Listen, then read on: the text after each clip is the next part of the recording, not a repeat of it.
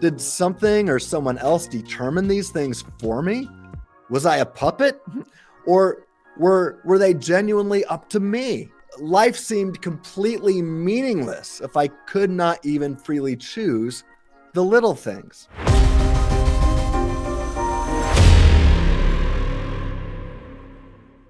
Interestingly, in his book, Thinking About Free Will, Peter Van Inwagen writes the following. He says, whatever you do, do not use compatibilism as a name for the thesis that moral responsibility is compatible with determinism. This can only cause confusion. If you must have a name for this thesis, invent a new one. End quote. Hey, I agree with Van Inwagen. Indeed, I contend that the refusal of many to heed his advice has muddied the waters tremendously, way before I even got to these waters. Be that as it may, established scholars disagree on how compatibilism ought to be defined. Calvinist philosopher Guillaume Bignon defines compatibilism exactly how Van Inwagen warned against.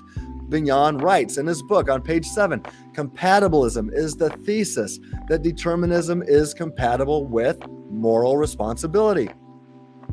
Carolina Sartorio defines compatibilism as the thesis that determinism is compatible with free will.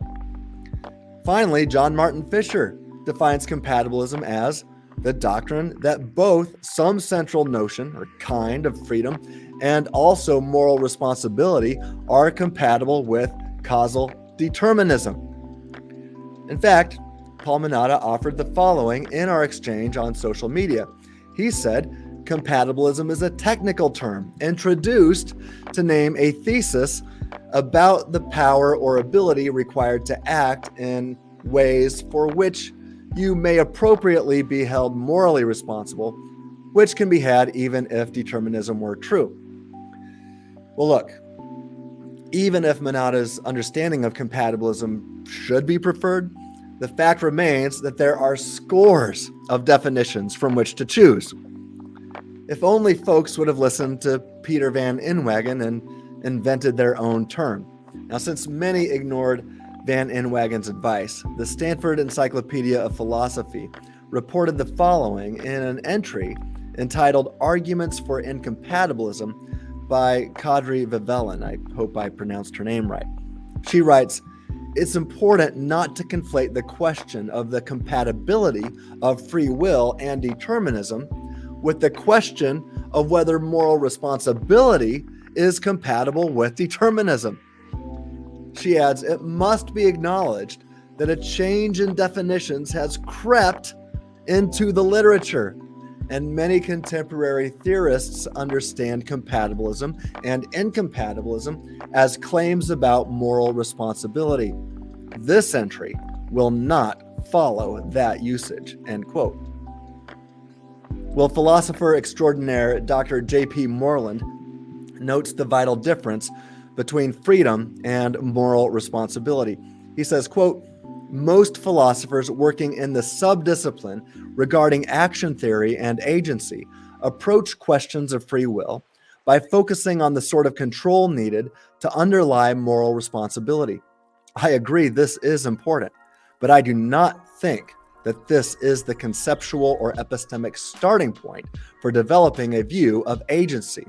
The control approach can, and sometimes does, limit free action to moral acts, especially momentous ones. But this is a mistake.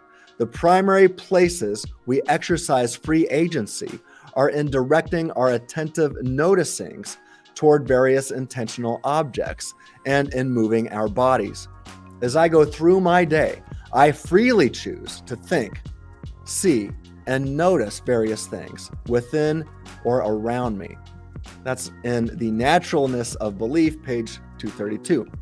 Indeed, as I explained to Minata during our phone conversation, when I was first informed that I did not possess free will, what I now understand to be libertarian freedom, my primary concern was not about moral issues or if I deserved praise or blame. Rather, what I was concerned with was if I had the freedom to choose Coke instead of Pepsi, or to choose a blue shirt instead of a red shirt, or to make a right turn instead of a left turn on my Sunday drive? Did something or someone else determine these things for me? Was I a puppet? Or were they genuinely up to me? Life seemed completely meaningless if I could not even freely choose the little things. With all of this disagreement and confusion, I am attempting to purify the previously muddied waters. Thus, I'm granting, for the sake of argument, that if one refers to freedom as nothing is preventing me from fulfilling my greatest desire, which is also determined by something or someone else at the moment in question, then compatibilism could be used to explain certain actions, like ordering tacos instead of burritos next Tuesday night. However, I'm only saying that if this is the way one describes freedom, then it is compatible with determinism. In that sense, I am a libertarian who affirms that this kind of freedom is compatible with determinism.